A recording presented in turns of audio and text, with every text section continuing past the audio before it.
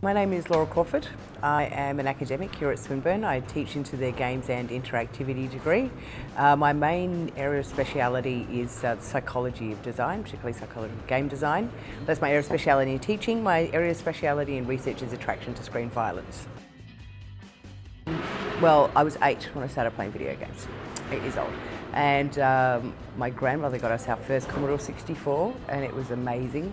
I didn't truly appreciate the wonder of it and the full potential of games until I was about 10. But I'd played a lot of them in those 2 years. Until really I played that Impossible Mission 2, which was like pretty great. Well, games had always been a very personal thing for me. Obviously, but also being like for the generation before, multiplayer was really a big thing. You know, when you're going multiplayer, it was like, you know, head to head in an arcade or like, you know, kind of like hanging out in the living room, like one screen kind of thing. It wasn't a sort of an accepted, you know, inherent part of gaming as it is for other generations. So for me, gaming was like always a really highly personal thing, like reading a book or like it was a way to relax. And I gamed a lot and I've, you know, owned many different consoles and didn't really get into PC gaming until like probably the last few years.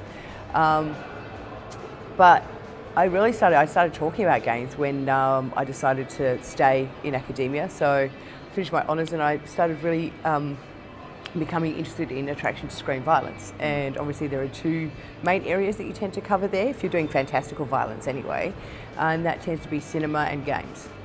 So I thought I would go and hang out with some game developers and try to understand, you know, what it takes to kind of make these games as well as what it is to play them, or what it takes to make games in general, because obviously I was curious because it'd been a long time hobby of mine and, you know, pretty much everyone else in my family. So I did that and I started hanging out at IGDA Melbourne and made a lot of amazing, interesting, creative friends there and kind of just got into the games community that way. And then that led to me, at the time I was lecturing in media theory here, and that led to me starting to lecture in games and teach into games. So inherently it was your passion that drove you to talk more about the current subjects, and then expanded your horizon of who was available to you, and then developers can touch with you more so along the lines, and that developed into something and expanded into something more. Yeah, and I started talking at a lot of games conferences and things like that because, like, you know, developers are generally quite highly intelligent and they tend to, like, you know, they identify quite a lot with the academic model of doing things. Yeah. So, you know, so they would often invite me to go and speak at, like, you know, various things. Cool. Yeah. Okay, so which part of my work? Because it's like, as an academic, you have many different facets to your work, I guess. So I guess the research part of my work is, as I said before, it's on attractions to screen violence. Mm-hmm. So I look primarily at psychological theories of, you know, and cultural theories of, you know, how we are attracted to various, engaging with various screen violence. So that can be anything from games to cinema, primarily those 2. I prefer to look at stealth games. So, you know, but that's just like my particular area of research, and it's also an area of gaming that I enjoy quite a lot. And also looking at the cinematic side of attraction to violence as well. So basically, what I do is I look at why people choose to interact with fantastical violence. Taught me about my own experience a lot. Yeah, a lot. Because obviously I'm constantly teaching other people about their own experiences in games. Cool. So it's taught me a hell of a lot about how I interact with them, why people choose to do the things they do with them, and how they choose to make them. Yeah. Because I was starting to study in the area, and I felt it was important for something that's at the level of a PhD for me to fully understand a lot more what goes into making games, because at the time I didn't. But the reason I stuck around was because I started forging really like close bonds with a lot of them, cool. Which I still have today. Awesome. Which is lovely. Yep. There are a lot of women who are doing some pretty spectacular things at the moment in the world, like, you know, and have done well before me. Real trailblazers who really, like, you know, keep this sort of thing in mind, at the forefront of their mind, much more so than I have done, definitely in the past. Not that I don't, I keep it in my mind. I hope I'm, you know, I'm encouraging to other women in the field, or women who choose to get into the field. But it's not like the main thing I do. The main thing I do is you know, the violence thing. But yeah, I think it's really, really important for us to be there for each other. Yes, yeah. Is an incredibly important thing.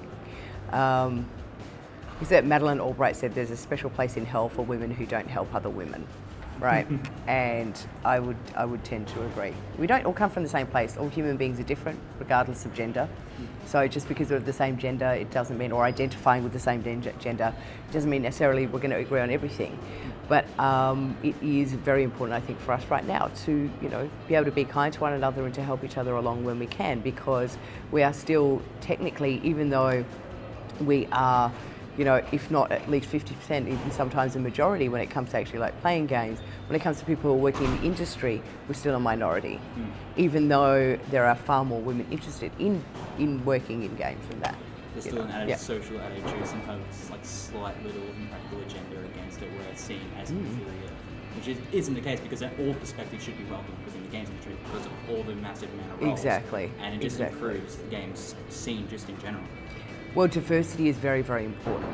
And if we talked about diversity, there also needs to be diversity under the umbrella of women as well, and people identifying as women, because there's a hell of a lot of diversity there too. Yeah. So when it comes to forging ideas, even when you look at it practically, and as I've spoken to like a lot of my third years about in that particular psychology class, when you're looking at making games, diversity in your ideas is incredibly important, and accessibility to your ideas is important, because you're not making them for you, you're making them for other people. Exactly. Yeah. Well, I'm really lucky in that I spend quite a lot of time in industry as part of my job at Swinburne, actually, which is really, really great.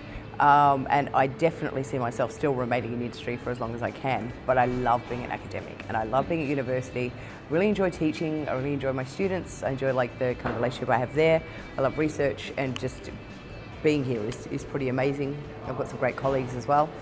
So, I'm hoping to see myself definitely remaining as an academic, primarily as an academic, but who knows, outside of that industry, there's some art I'd like to do. I really would love to have more time for art. That would be pretty fantastic. Yeah.